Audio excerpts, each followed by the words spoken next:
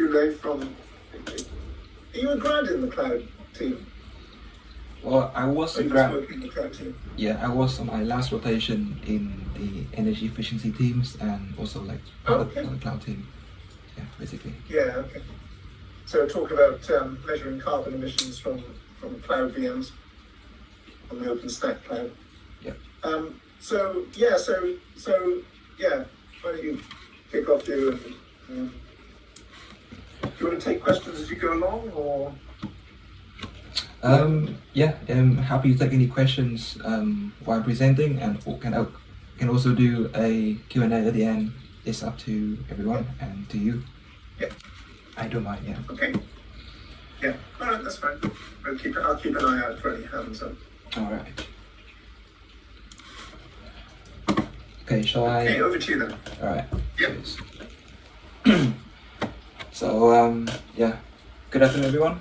So my name is Hule, and today I'll be presenting my work on the toward carbon emissions feedback for user in STFC Cloud.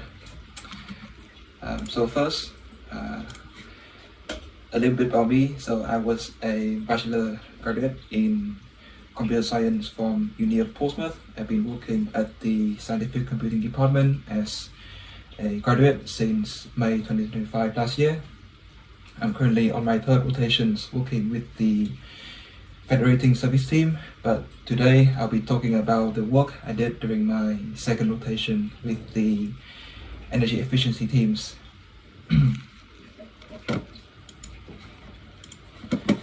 So first, let me give you a bit of context about the team I was working with.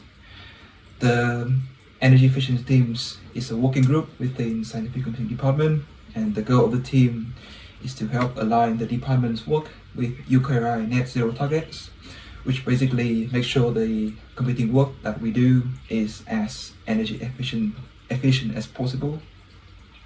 To do that, the team has developed a sustainable strategy made up of 5 projects connected through a central hub, as you can see on the slide.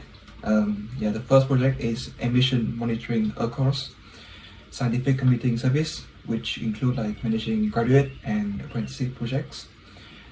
Second is common sustainability standard,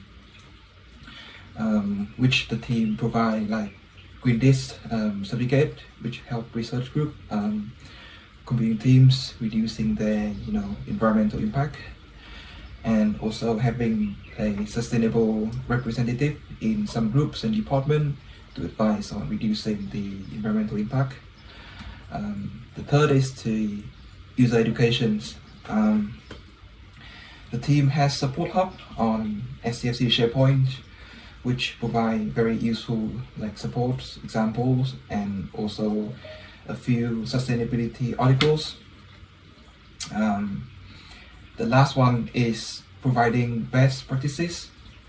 The team advise on many computing tools and resources, and also help organizing regular NetDrive community meetings to exchange ideas and encouraging collaborations between different research institutes. I think these projects are all linked together so that they can support each other by fostering collaboration and reducing duplication of effort between different departments or other institutes. Next slide. So within the energy efficiency teams, there are also a number of graduate and apprentice projects. My project focused on estimating user carbon emissions within STFC Cloud, and I was supervised by my lab manager David McDonough. There are also other projects. For example, George Rowe worked on GILT, stand for Green Usage Impact Logging Tool, which monitor user emissions of HPC job in services like SCARF, and project by Ashraf look at the carbon aware scheduling on ADA platform to schedule compute tasks during the greener period of the day, in the evening or in the morning, where the not a lot of people are using energy. So James Arendran recently started working on his project. It's called embedding carbon-aware scheduling in scientific computing services. Yeah, I'm not exactly sure the details of that, so I'll find out that soon. So now, before I get into my project, so here's the problem that my project is trying to solve. So, where is it? Okay, so STFC Cloud is a dedicated cloud infrastructure that provides compute resource to users across STFC and partner organizations. It is designed to be flexible and support a wide range of use cases, from like running data analysis to deploying web services, also providing training course through Jupyter Hub, and also can run GPU workload for machine learning as well.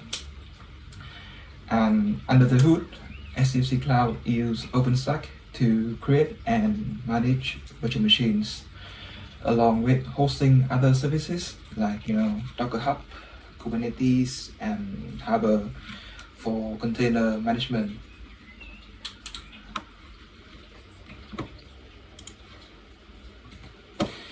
Well, yeah, so this is a problem that my project was trying to solve. So currently we can monitor the power consumption, energy use, and carbon emissions of our buildings, data centers, the physical server and host. But when it comes to individual virtual machines, I don't think we have any visibility into that. STFC DI team, digital infrastructure teams, they have made some dashboard to help visualize the power and energy used by our IT infrastructure, and you can see that on the right. I think many of us has came across that before and use it, and I personally think it's very useful to give an aware of how much power we're using and also the carbon emissions of our research work. I think at the moment right now the STFC Cloud is running more than 3,000 virtual machines to support research and many other uses.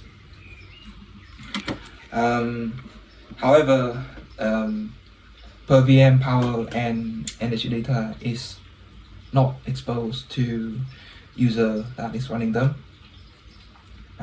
This is matter because without that information, user may unknowingly over provision their VMs, for example, requesting more CPU or RAM than they actually need, or they might leave their VMs running long after they are finished with them, which could tie up resources on the cloud that could be used by someone else for something else. Yeah, you can see the diagram below that. So we know the energy used at the building level, the data center level, the hypervisor level, but not per VM that is running on hypervisor. Put that as a note there to highlight it. So this is my project coming. So the goal of my project is to bridge that gap between the infrastructure level monitoring that we already have and also giving individual user feedbacks about their carbon emissions of their own virtual machines. To do that, I developed two tools. The first is the VM power and carbon calculator, which is a web tool for estimating carbon emissions on historical data. And the second is real-time Grafana dashboard, which pull live metrics from STFC Cloud to give users an up-to-date estimate of their VM's power and carbon emissions. Well, both of the tools are aiming for the same thing, making carbon emissions visible to cloud user so they can make more informed and sustainable decision about how they use the cloud resources, and in this case the virtual machines. Next slide. So let me start with the first two, the VM Power and Carbon Calculator. This is a website calculator that was developed using React.js. I think I used TypeScript, yep. And using the data from ArisCast project. You give it 3 inputs. So first is your VM flavor type, second is your hypervisor type, and third is how long you have been running your VM for. And it gives you back an estimate of your VM's average power in watts, the total energy used, it has used in kilowatt hour, the total carbon emissions in gram of CO2. The calculator is available as a website, and the source code is on GitHub if anyone want to take a look.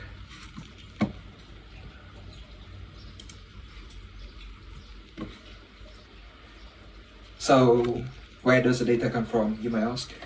The data comes from the ArisCast project, which stands for Aris Carbon Audit Snapshot. ArisCast is a UKI net zero digital research infrastructure project that audited the carbon footprint of 6 Aris scientific computing facilities, including like RAU, so outside, QMUL, in Queen Mary, Uni of London, and Durham, and a few other sites as well. As part of the project, the infrastructure data from STFC Cloud was collected across 582 hypervisors. A data pipeline was set up using Firebase, Logstash, and OpenSearch to collect and store that data. You can see the pipeline in the diagram below. It collects the power data from hypervisors and then fed that through Logstash and stored it in OpenSearch, which is blue on the right, and where it can be queried and visualized.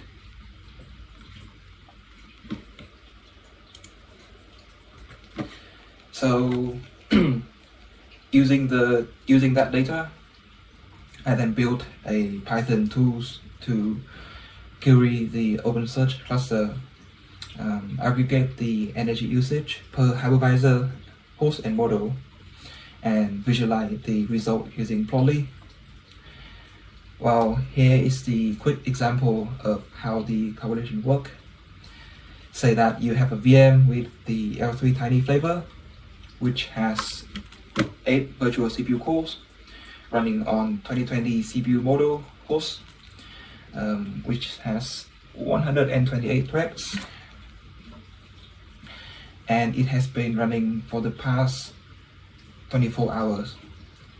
Okay, so the host average power in watt is, looking at the table, is 187.24, which is the result from the Python tool that has queried and calculated for the past 6 months of the data.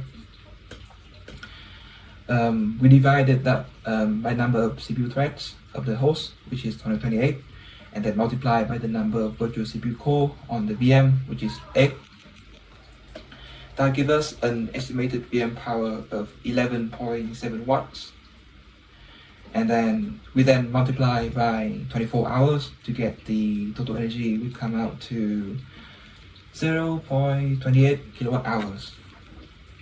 And finally, we multiply by the carbon intensity and the PUE, the power usage effectiveness of the data center, to get the total carbon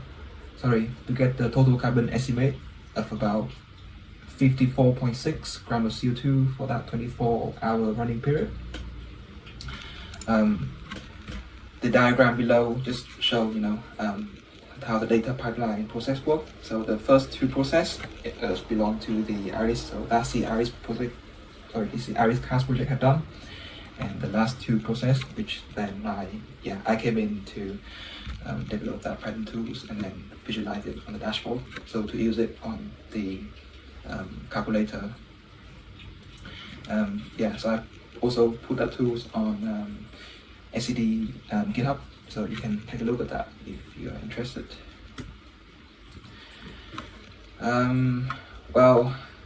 So what can user actually do with the calculator? I think that it helps user understand the environmental impact of their computing workloads. You can compare the energy usage of different VM configurations to make more energy aware decision when using cloud resources. For example, you don't need to create too powerful VM if you only run a small web server or task, which obviously will save the power, not consuming too much power, and can release those resources to other people that might need to run heavier things and more important tasks. But then, however, there are some limitations that worth being aware of. The calculation only use CPU cores to estimate power. It does not account for memory, disk, network, or GPU usage. The data also come from Iris Cast snapshot, which cover 2023 to 2024 period. So the new hardware has been installed since then. So those new hosts are not available in the calculator list. In terms of the project status, the calculator currently is just a my research prototype, and there are no plan to further development at this stage. The code is available on GitHub. GitHub is if anyone wants to run it locally or to continue building on it.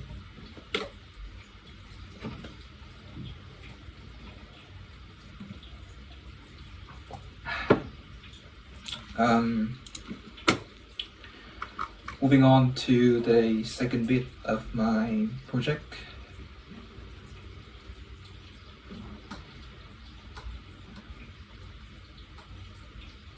Which is the Grafana dashboard.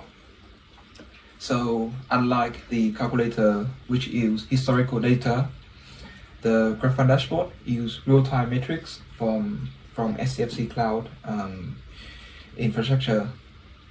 So it calculates the power consumptions, energy usage, and carbon emissions of a virtual machine live, and also show you some metadata about your VM as well. So to use it, you first need to sign in to the dashboard using Iris IAM account at the link shown on the slide. So the link in red. Then you first need to select your VM instance name. So in this case, I select the Fed Team April Build 9 VMs. Just select that randomly. You can also verify the VM UID below, because in some case you can create a VM with the same name. So the only way to distinguish it is by its UID, which is unique for each of the VM. So for example, if you have a VM name of the same name, then you can select between those VM by selecting the UID assigned to those VM, which is available on OpenStack when you create a VM or when you see it.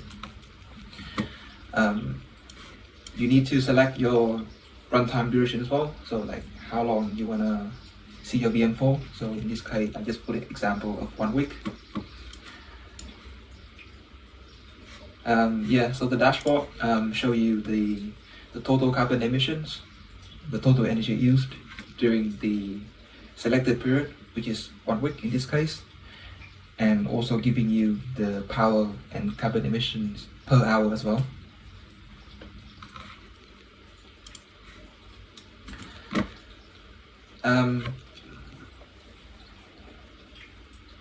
You can see the VM power timeline over the selected period.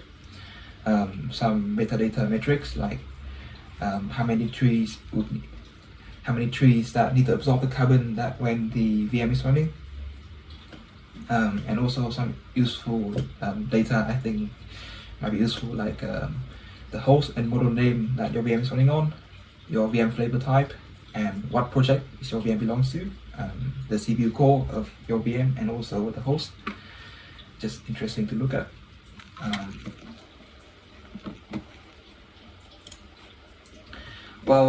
So how does the dashboard actually work under the hood?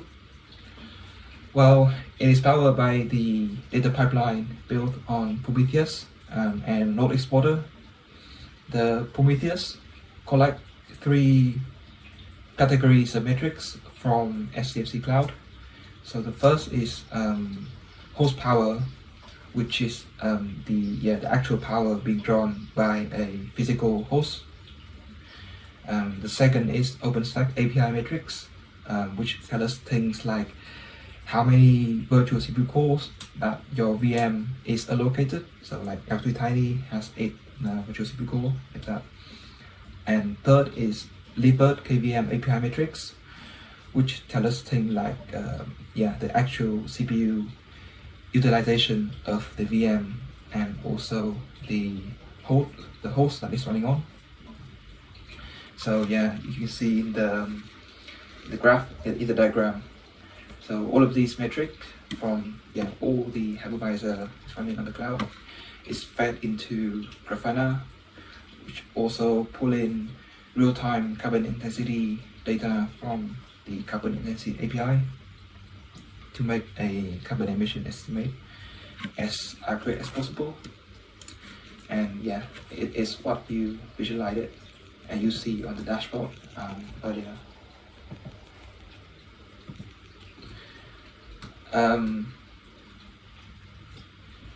Now there are actually 2 dashboards, so each using different method to estimate VM power.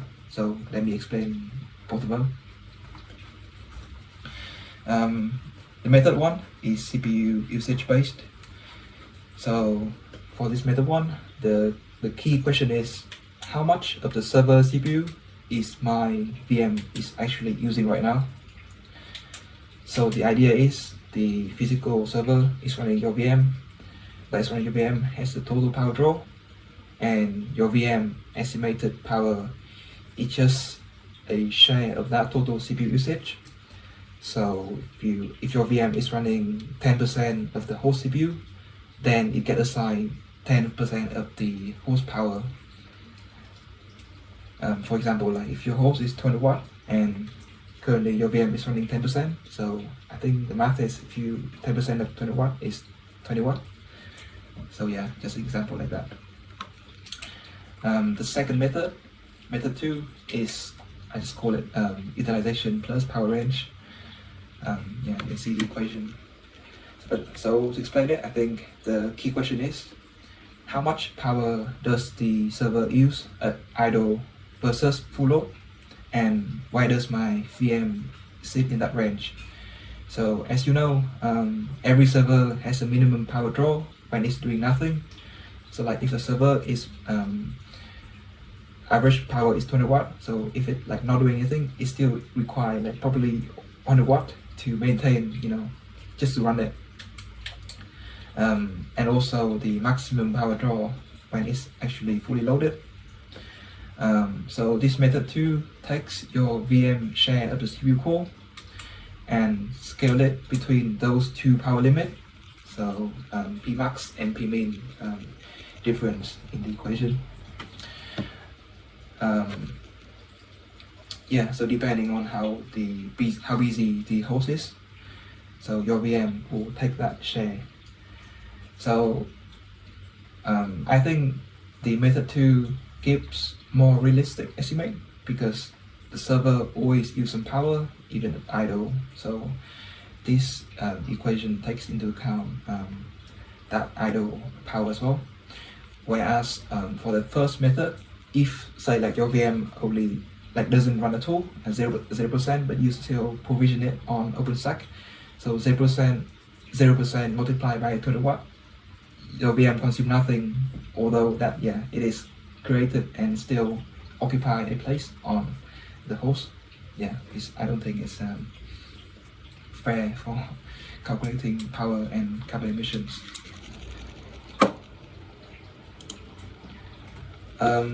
Well, so which method is better? Personally, I'm not sure. So I have a really small test, and I think this test is not enough to show anything yet, but just, yeah, to demonstrate. So to test this, I stress test some of the VM using the tool called stress ng. So running the VM at 0%, 50%, and 100% CPU load for 50 minutes each, and compare the power estimate from all three methods. Yeah, so the result, I put it on the graph on the right. The result are shown in the chart on the right, yeah. So as you can see, the VM calculator gives a flat constant estimate. So the third graph on the right, it does not change with the load. Yeah, obviously, because it's just a historical tools. It does not take into account, yeah, how much your VM is using, how much you're running on it. Yeah, just a calculator. So that's when the point of Grafana dashboard come in. So method 1 and 2 just account for that fluctuate in terms of your workload. As you can see, the Grafana method 1, the left bit, and the chart on the left bit. So it's very responsive. It shoot up to, it shoot up under the load and drop right down when the VM is idle. I think it is a bit extreme, especially at a very low and very high utilizations. Grafana method 2 sit in the middle, so it gives more stable estimate that still account for the change in load. But I believe that the minimum and maximum power draw of the host are not accurate in this case, because our host has never run to its maximum or minimum utilizations. I've seen, before, like this hypervisor only roughly run 5 to 10% of it actually usage, and looking at the past, it never been used to its maximized potential before. So the data recorded on Prometheus pipeline never know the full power draw of the hypervisor or the minimum power draw as well. So yeah, that's why the result might not be as accurate as I hope for. So I think at the moment, Grafana method 1 might be usable, and then we can also use the VM calculator as a useful tool to compare it between those two methods, to make some comparison and think about like what number we can bring forward to calculate the carbon emissions of your VM.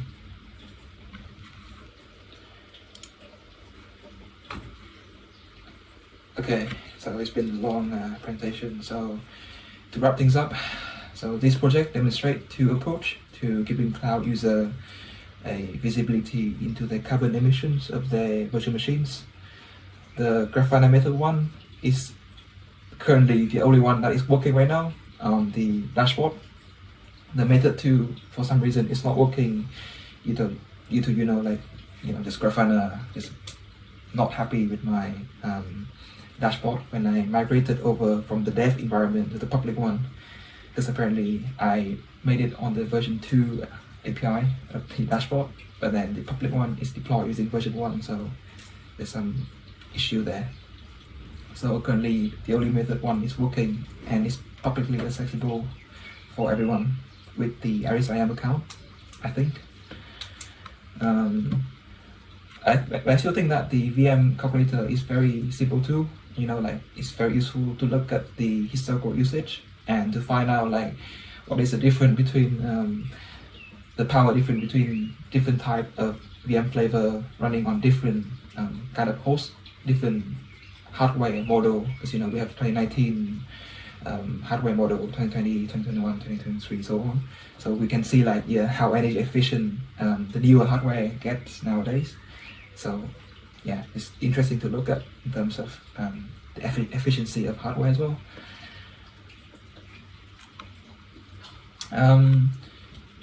The main limitation across both of these tools is that they only account for the CPU usage, memory, disk, and GPU are not included yet, which meant that the GPU flavor is not supported. You can still, on both of the tools, you can still select the GPU flavor, but it only uses the CPU utilization and share of CPU core as a way to calculate that. So it does not account for the GPU share tool, which is not accurate, I believe. In terms of the future work, I think if this project would be carried forward by anyone else or by myself, then it would be really good to incorporate like additional resource metrics like RAM, I/O network, and most importantly GPU into the calculations as well. I think it'll be tricky, but it's a very good way to bring it forward. I would also ideally like using carbon intensity API into the equation, because at the moment I only use the constant number of the last year UK carbon intensity API average. I didn't have time to using the real-time API yet, but if you can use that real-time API data, then it's very useful, because I think the UK network is getting more and more lower. It get lower carbon intensity over the year because of newer energy is being deployed on the grid. And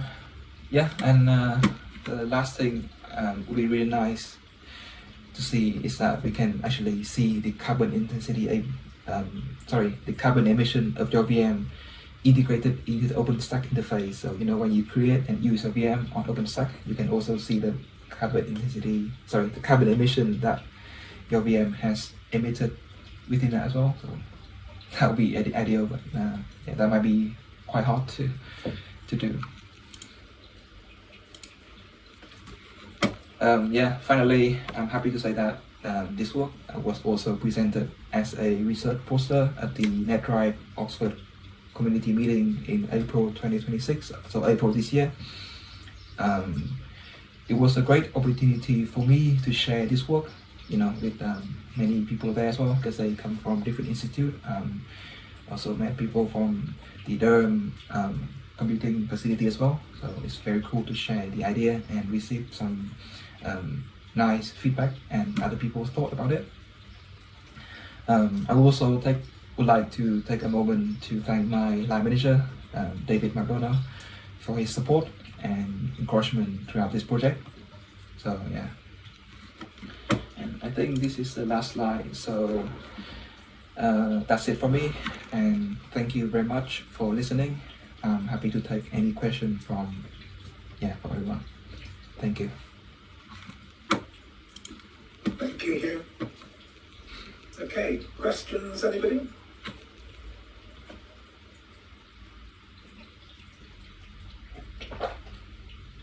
Some rounds of applause. Don't see it. Oh, thanks, Adam. Adam, you've got your hand up. As we consider as part of future work to make this available as an API you could query to get this information? Because I can imagine as we're running our ADA service on OpenStack, it'd be useful to be able to get the carbon intensity information from OpenStack and display it on our website for our users to see. Oh yeah, that'd be a very nice case. The dashboard. So you can select the VM, right? Because you said I think you can literally find out the VM. Sorry, what's your name called? What's your service? Yes, Adam. DAS or ADA. Yeah, I've seen that's an ADA on the instant name, so you can also query that on P as well. Yeah, I've actually tried to log into this. I don't know if it projected me basically. I tried to look at virus line, so I don't know if I had to go to a group or something. But Yeah, it's fine. But I think it's very good idea though, Adam. So because currently the Prometheus exporter is exported, so yeah, you can write like a simple server to export it as an API. So that API can like all the calculation on the Grafana can be calculated in that server and exposed as an API. So you can have that visible on ADA or any other platform as a power on carbon emission as well. So very useful. yeah, okay, this was very useful. Thank you. Thank you. Thanks for that. Anybody else? I'll chuck in a question. Well, I'm struggling a bit actually because my screen's a bit small and I can't quite resolve everything. Is this just a real time? Can you extract historical information from this? So if you know what your VM was and when it ran, you can extract that. So can you extract information from weeks ago, or is it only while it's it's runtime? Yes, so you can extract the historical data, so it can go back as far as you can. But since the current Prometheus node exporter deployed by George Matthew in the cloud team a month ago or 2 months ago, roughly, so the data only available back to that deployment date, unfortunately. Because somehow what we really want to, this is interesting, and actually it's just got me thinking a bit about, the challenge. There's some here obviously I've thought a lot about around the challenge of how you actually calculate the carbon at the VM level. But obviously to change behaviors, you've got to, somehow we have to, as Adam said, one way is obviously to provide a report during runtime on the VM, but the other is to generate historic reports which we can deliver to people, but I can see, to go from a community with a set of VMs to a carbon report for the community, I can see it would be challenging, but somehow we do need somehow to, I realise it's not you as it's a short-term project for you, but we need to start to experiment with how we change behaviour. Yeah, I guess this is a good step to helping that behavior by just showing people some number, like the power. Because right now they don't know, like, yeah, I'm using VM, but I don't know how much I'm using. But yeah, I like it. Yeah, thanks. I like the idea. And sort of going back to my I hadn't really thought how you account for it. So at the moment, you know how much carbon the VM the hypervisor has used over a period of time, and you're just using a single metric to share that carbon out amongst all the VMs sitting on the hypervisor, or at least allocate the share to the VM that you've queried. So all the carbon is accounted for, but what you're saying is, but perhaps not fairly, someone may be using they may be sitting on a GPU, for instance, that's not accounting, for example, or so it accounts for all the carbon used and shares it out, but the algorithm would need to be more sophisticated in order to get a more accurate reflection of the VMs, the particular VM's load. Is that was what you were saying? Is it? That's what I've understood you to be saying. Yes, exactly. Yeah, you're right. So in terms of GPU flavor, GPU compute, I think the GPU would then be a substantial amount of power on that hypervisor, and I couldn't take into account the GPU at all. Like there's a driver issue. It doesn't report back to Prometheus. So is there any research or prior art on how one does this in a more sophisticated manner? Are there methodologies you didn't have time to apply, or is it just badly understood at the moment? Do you mean like? Do you want to ask? Has anyone else? Have people experimented with sophisticated algorithms? Hold on a sec. I just got to go and feel the. I'll only literally 2 minutes.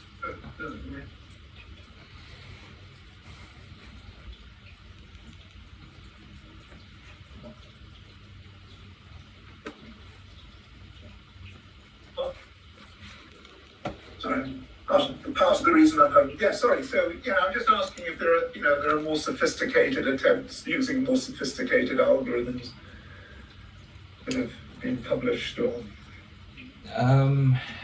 Gotta be honest with you, I've looked at some other articles. Some of it has been deployed, on the BBC and some of the data center. What I have incorporated into my project is those using only CPU. But from what I have read before, and I couldn't remember exactly now. So I think there's one article I read before that do mention GPU work, but they use the GPU, like they have the driver installed and say NVIDIA SMI, and then that report the power out as well. So they use that power, because I haven't read into those reports because for my project we're given the limitation, so I only focusing on the thing that has CPU. So I haven't personally researched much into those GPU, but I would definitely think that if we have the GPU metrics available, we can do something with it, I think. Sam, you have your hand up. Sort of follow up with your questions, really, Andrew. So this is based on you're not actually monitoring, you're not asking the CPU exactly for its actual power draw at any point in time, right? Because with most CPUs, you can directly ask the CPU how much power each individual core is using.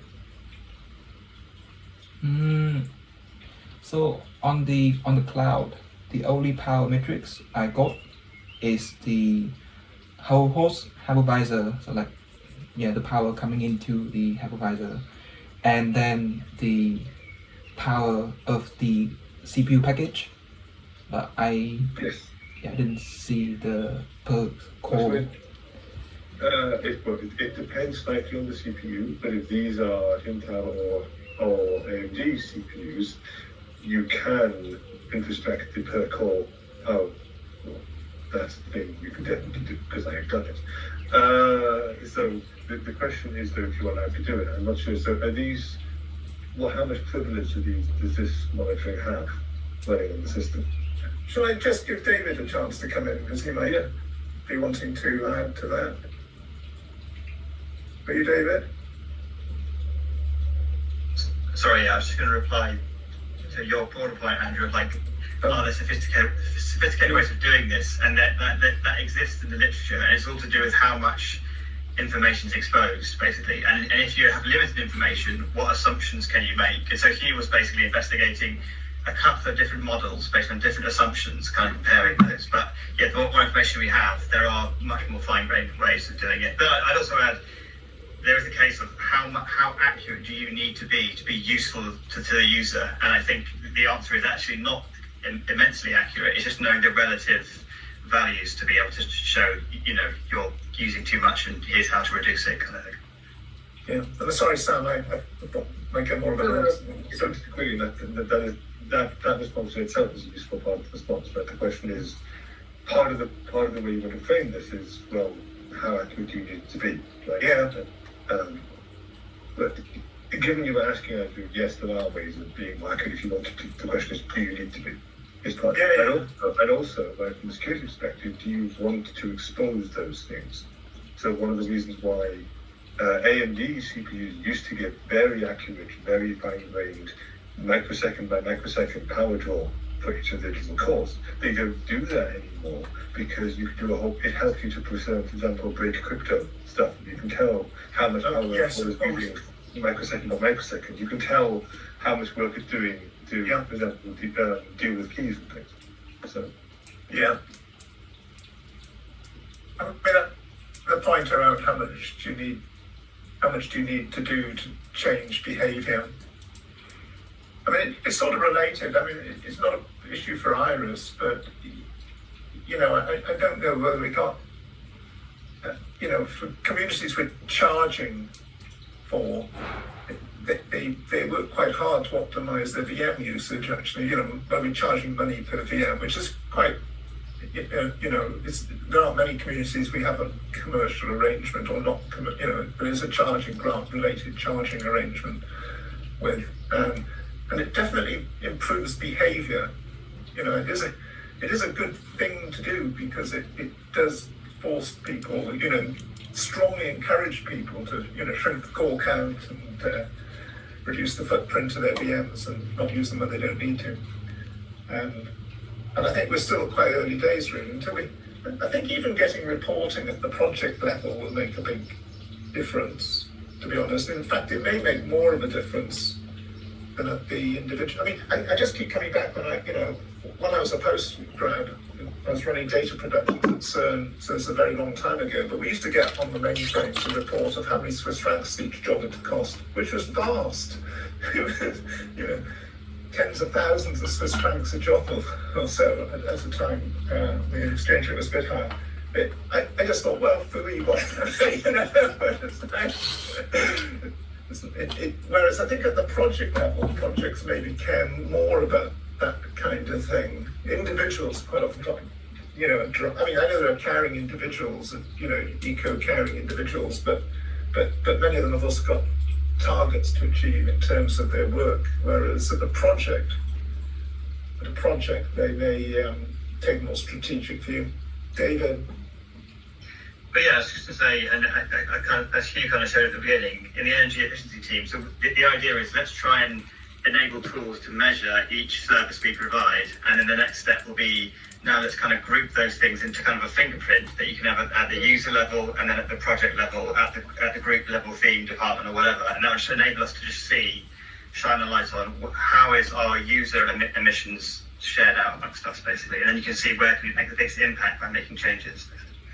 Yeah, I think that's another thing too, I mean, actually even just accounting, you know, we were more into electricity 18 months to 2 years ago when we were worrying about electricity caps in the data center. But actually even just that sort of high level pressure caused some positive, good practices to emerge, you know. It's trivial things. It's, you know, some of the wins still are probably really, really big.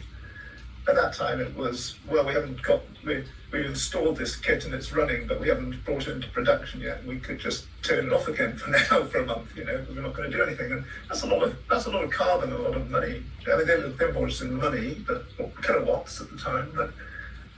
But I think it doesn't have to be a lot actually to change people's working practices. But the first challenge is actually getting feedback into the right places, and I think that's the hard bit.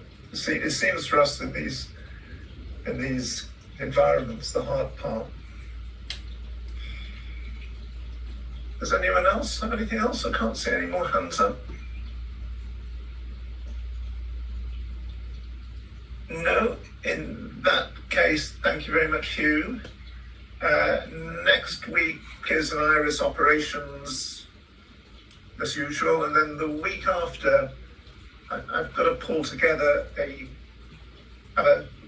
steer a conversation around IRIS accounting units. It's sort of kind of related to this in some ways, which is what's the right benchmark unit for IRIS. We're very unsophisticated using cores at the moment, but the range of performance in the cores, which were not that large 5 or 6 years ago, are now quite substantially, you know, factor of 3 to 5 at least. So I've got to pull my thoughts together on that, but I hope that'll be really useful. And I'd like us to make progress on that in order to feed into, you know, the next round of RSAP requests coming in September, October. See if we can get a more nuanced request for resources rather than just cores, and a more nuanced request for purchasing capacity from sites rather than just cores. So that's for 2 weeks' time. In fact, I think we've got talk, at least the one following that 2 weeks on from that as well. So we've probably got full diary for at least the next 6 weeks, I think, for the technical working group. So keep it in your diary. Okay, thank you everyone. In that case, I'll see many of you next week. And thank you, Hugh, again for the talk. It was interesting, thought-provoking. Cheers then. Bye.